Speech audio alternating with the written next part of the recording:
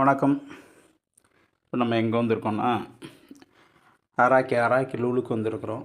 Orange எடுக்கிறதுக்காக அங்கே வந்திருக்கிறோம். ஆரஞ்சு ஒரு வெரைட்டிகள் நிறைய இருக்குது. இந்த குட்டி ஆரஞ்சு பார்த்திங்கன்னா, நல்லா நம்ம ஒரு கமலா ஆரஞ்சு மாதிரியே ஒரு டேஸ்ட் கிடைக்கும். இது ஆஸ்திரேலியா ஆரஞ்சு, அப்புறம் துருக்கி ஆரஞ்சு, எகிப்து ஆரஞ்சு அப்படின்னு சொல்லி நிறையா ஆரஞ்சு வகை இருந்துச்சு.